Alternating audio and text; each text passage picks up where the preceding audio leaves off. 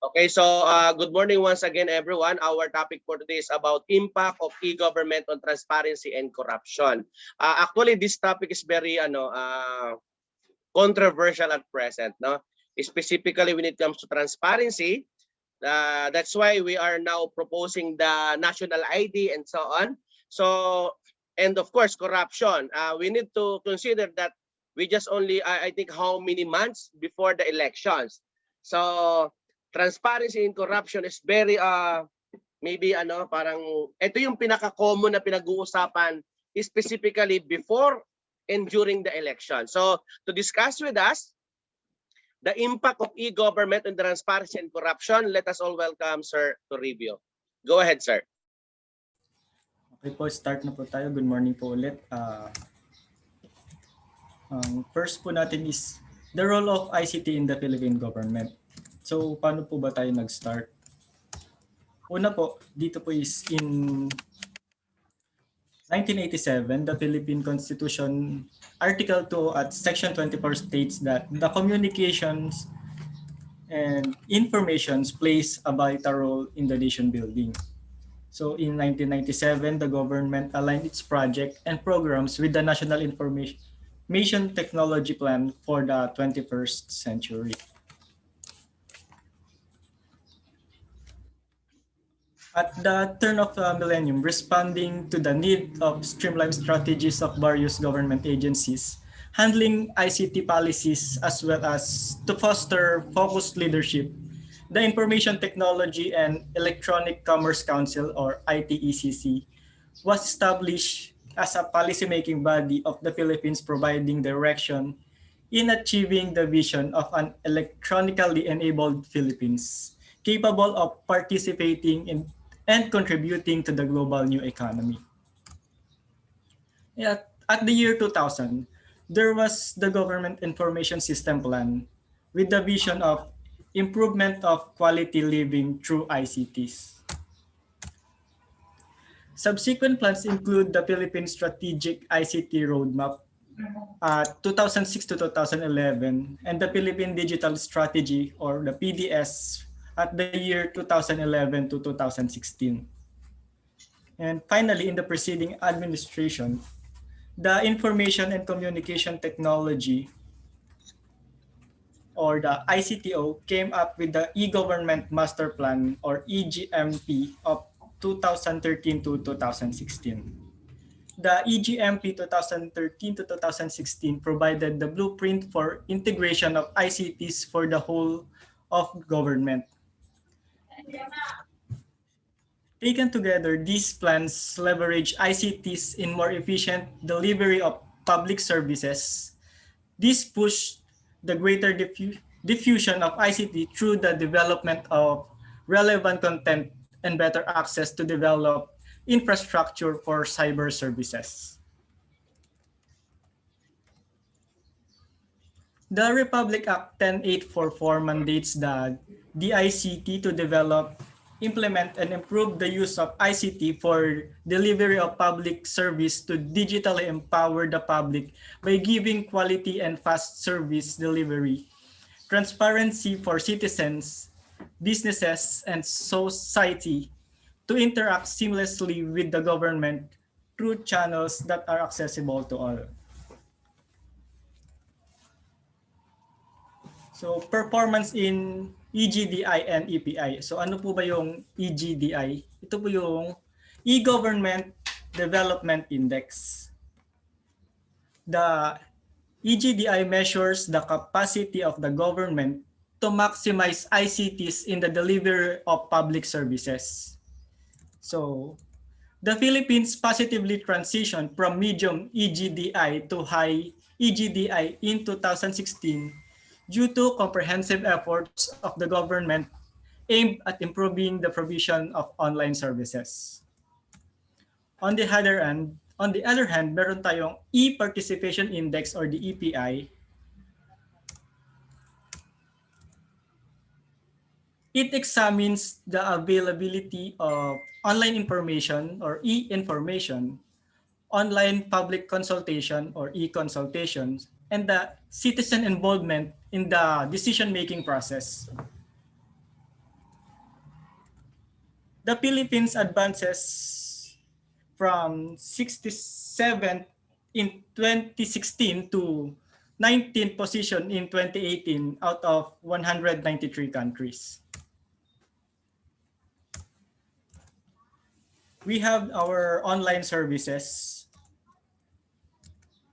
Websites were originally seen as the primary e-government channel for providing information and services to citizens.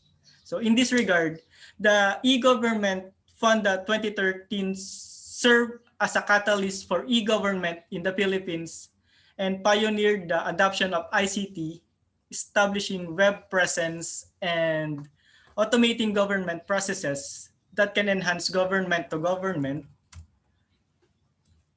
and the government to citizen services. The national government agencies or the NGAs with web presence improved by 7.41 percentage points from 85.58% to 92.99% between 2016 and 2017. The NGAs with inaccessible web presence was reduced from 2.51% in 2016 to 2.21% in 2017, while those without were considerably decreased from 11.91% to 4.8% in the same year. Open government and the government data online. Since 2014, the open data portal na we can access through the www.data.gov.ph has hosted more than 3,300 government data files and informations on public expenditure, agriculture, transportation, education, and others. So, ito po yung itsura po ng ating website na data.gov.ph. In 2017, the Philippine Statistics Authority or the PSA launched the OpenStat website na we can access through the openstat.psa.gov.ph. Pag in-access po natin siya, ito po yung makikita natin sa kanyang homepage.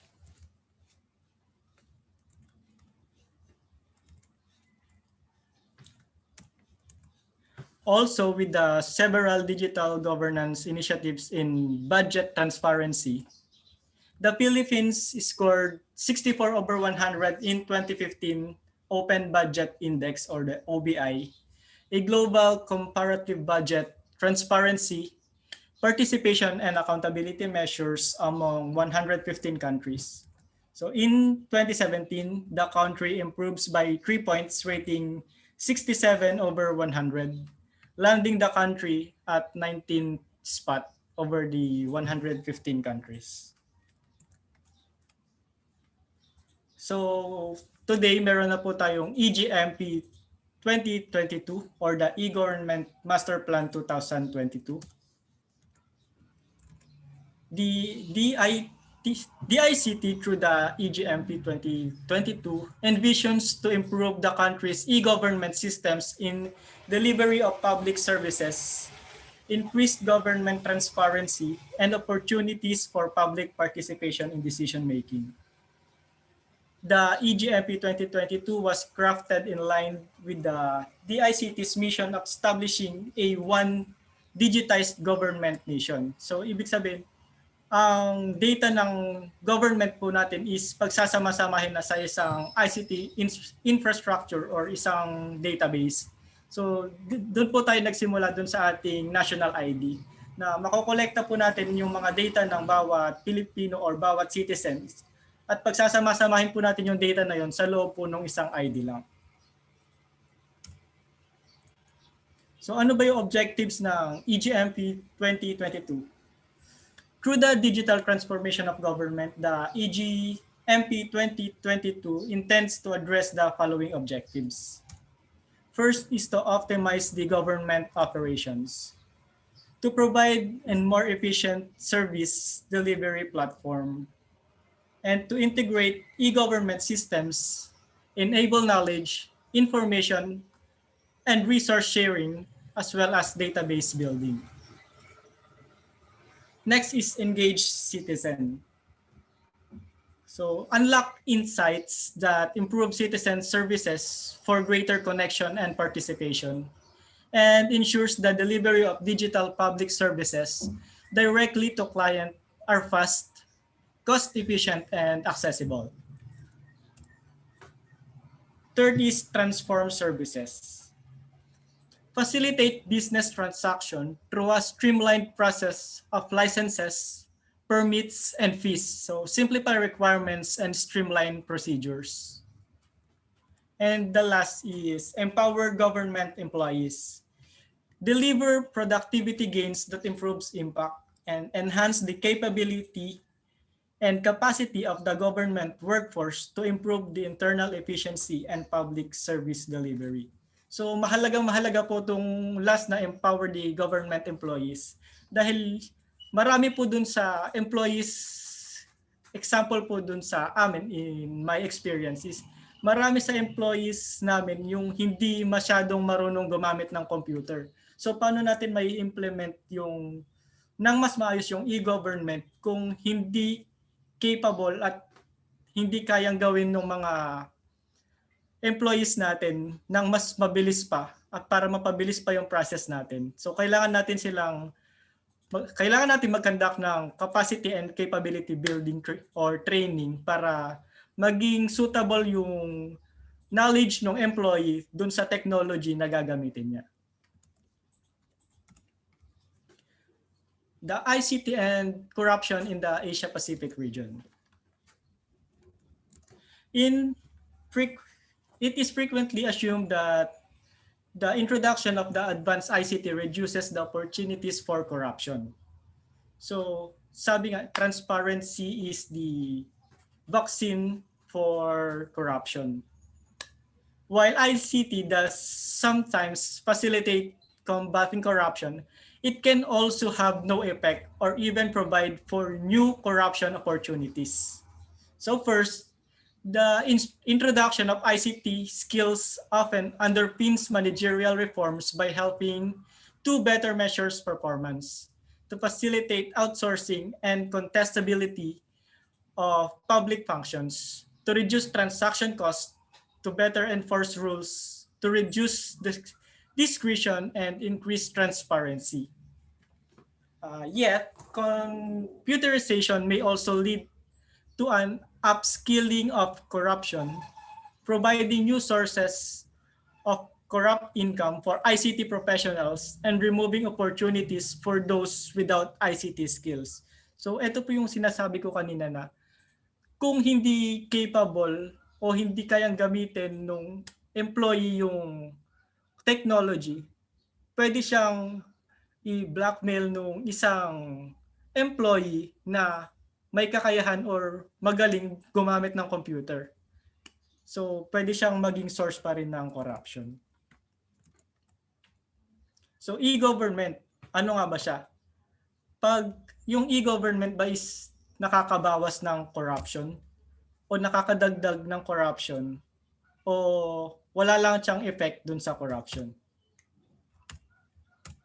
So, according to Park Kyung-sik 2002, the e-government's anti-corruption effect can be explained in 4 ways. So first, meron tayong tinatawag na increasing the volume of open information. Controlling discretionary information confidentiality. Strategies to prevent corruption by strengthening administrative oversight and control systems have been difficult to realize because of the problem of increased administrative cost. It was technically impossible to increase the transparency by disclosing all information. However, with the development of information and communication technology, or ICT, it is now possible to provide administrative information to a large number of people at low cost. The advantage of e-government lies in the communication technology of distributing and sharing information that transfers loss of information at large number of people at a time with low cost. And next po is control of discretionary work. According to Klitgard at 1988, the possibility of corruption is proportional to the monopoly of power and exercise of discretion. On the other hand, higher accountability reduces corruption. The discretion appears when the content of the statute of consistent with reality or in its ambiguous impression. So ibig sabihin, kung mai-implement natin ng mahigpit yung batas natin tungkol sa corruption is mag yung mismong corrupt na people is magdadalawang isip siya kung gagawin ba niya yun kasi mas magiging mahigpit yung punishment or accountability niya pag nag-corrupt siya. Ganun. Next is the reduction of face-to-face opportunities. So e-government makes face-to-face interactions between government and citizens unnecessary through online communication. The content and procedures of all work are disclosed and administratively agency responded to question and inquiries of the complainants through online channels. So isang example po dito is yung pagre-renew po natin ng PRC license. So pwede na po tayong mag-renew ng PRC license online. Hindi na po natin kailangan pumila doon sa PRC office para mag-apply ng pagre-renew. Dahil minsan, pag mahaba yung pila at may kakilala ka doon sa loob, nagkakaroon tayo ng corruption to the means of the red tape or yung pagsisingit po ng papers para mauna yung pagpaprocess ng paper mo. And the last is the expansion of competition. Corruption is often caused by competition restriction and information monopolies. The effect of corruption control through competition appears especially in specific areas such as government procurement. The e-government's disclosure of information makes it possible to compete fairly. The e-government technologically implements an environment in which all private operators can participate in open competition in procurement contracts between government and citizens for public works, goods purchase, and etc.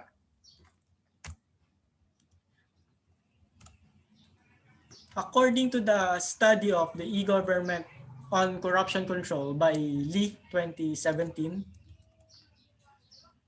the level of e-government positively affects corruption control.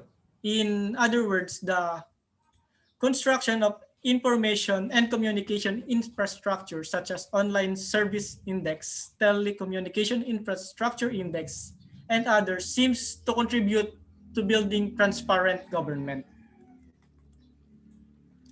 Next is the degree of e-participation also have positive effect on corruption control. The level of public policy information provided by citizens by e-government as the form of the online information provisions, e-consultation, and online policy decision-making affects the formation of transparent government positively by reducing the possibility of corruption. And finally, the impact of corruption through e-government is strong in non-OECD or the members of the Organization for Economic Cooperation and Development countries, but it is not on OECD's countries. This suggests that OECD's countries which have already been developed socially and economically and equipped with all the bases of transparent government have little effect on corruption management through e-government. So ang Philippines po is non-member of OECD. So yung e-government is merong high effect na for corruption control dito po sa ating bansa. So for the conclusion, the e-government development is not an omnipotent tool for controlling corruption. It suggests that the role of social, political, and cultural factors may be more important after e-government has reached a specific level. However, as e-government has a positive effect on corruption control, The e-government's strategic approach will help to manage corruption more effectively. So, yun lang po. Thank you po.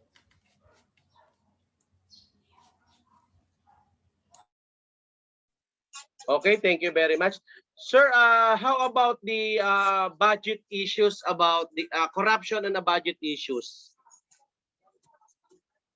Specifically when it comes to ICT applications, do you have any ideas or you've heard something about ICT issues or when it comes to implementation of some e-governance and so on?